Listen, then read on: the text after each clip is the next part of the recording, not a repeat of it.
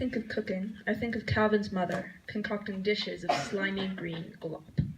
Calvin's mom is surrounded by black and white, doodled cabinets and drawers, with a perfectly tidy kitchen around her. Within my books of comics, I know she is there, perennially creating dishes of glop, usually in black and white. The colored Sunday comic strips have the plateful in green, and many of them have been dedicated to Calvin trying not to eat it. When I was younger, I would sit, well, more like lie, on our brownish-green, fluffy couch in the living room, and read these comics while everyone else milled around me. I read so much Calvin and Hobbes that the strip fills my head whenever I think of certain images, a door, a lamp, or domestic tasks.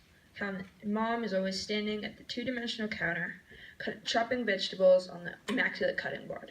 When I was about 7, my mind was filled with adventure stories and action, so even now, the real world seems very pale in comparison to the land of my imaginings.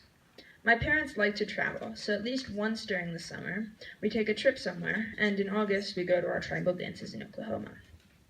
As it happened, my dad, brother, and I were going on a trip, and I was so distracted by my own thoughts that I took the wrong escalator somewhere and ended up in a room crowded with people. Now that I think back on it, the room must have been a terminal in an airport, but I had no idea at the time. I realized I was lost, so I thought, what would Calvin do? I decided Calvin would have backtracked, so I went back the way I thought I had come from.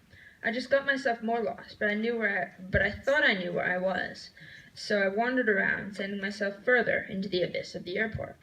Eventually, I recognized a place I had been before, and suddenly realized I was incredibly lost. Finally, my furious and probably terrified dad found me and dragged me onto the plane. I don't remember where we were going or what the occasion was for the trip. All I remember is getting lost in that mammoth airport. Dad gave me a huge lecture about paying attention, and I still don't remember what he said.